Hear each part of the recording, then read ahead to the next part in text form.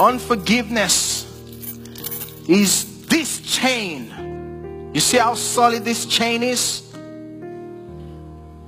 I'm holding on to it. He's holding on to it.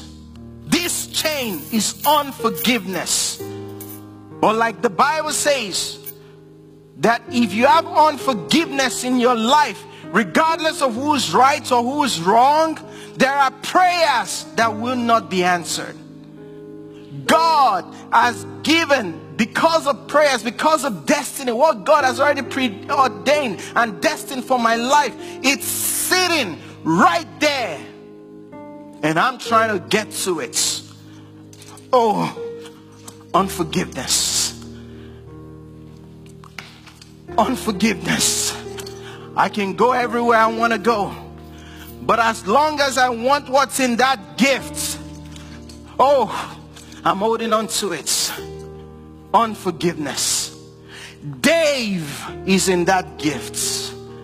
My wife that I'm gonna marry is in that gift.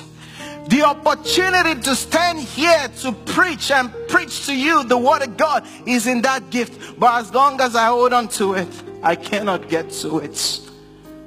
David and Annika, Reggie, Anita, the worship team will sing and lead us in worship. One of my favorite songs. We all love it. If they did it right now, everybody will have their hands lifted up and pray and sing it.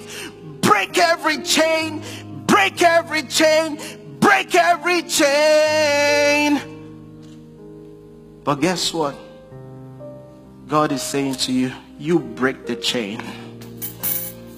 It's your responsibility to break the chain. As long as you hold on to it, you will not be forgiven. You will not get there.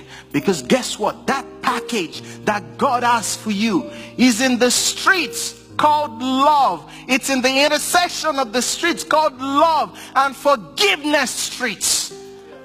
So you will never get to love and forgiveness street to pick up your package that's from God to you, as long as you hold on to this chain.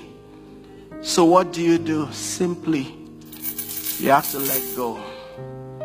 When you let go, you're free to pick up your package. That's the only requirement that Jesus has. Dave, my son, is here in this package. What are you holding on to? Yes, somebody has done something against you. Because I want everything that God has for me. I don't want to get to heaven and find out that I could have had this much. I could have done this much for God. But all I was able to do was this much. Why? Because of unforgiveness. No, I don't want that. So you've got to let go. Forgive yourself. Forgive people in your life. Like I said, do not be conformed to this world. Don't do it the world's way, because the world's way is you've got to maintain your pride and your integrity. They did it wrong against you. They are the ones that are supposed to come and ask for forgiveness. But God is saying, no, you forgive. Imagine me still holding on to this chain. It says, forgive. In order for you to have joyfulness, to be free, you've got to walk in forgiveness. It's too expensive. We've got to be like Jesus, who while he was on the cross, that's our example. That's who we're called to emulate. That's what we're called to be like. While he was on the cross, being persecuted, being stoned, being speared, he said, Father, while he was still experiencing the pain, Father, forgive them, for they don't know what they're doing. Jesus, after he came back from the dead, you know the first thing he did? He had to forgive. Peter, his best friend, his closest associates, denied him 3 times. When they asked him, do you know him? He said, I don't even know that guy. I don't know who Jesus is. But when Jesus came from the dead, the first thing he said is, go and tell my disciple and Peter that, hey, I may not have the faith to make the blind to see. I may not have the faith to raise the dead, to make the lame to walk. But I have the love of God to forgive. The biggest power that anybody could ever possess is the ability to let go and forgive. That's the highest form of faith.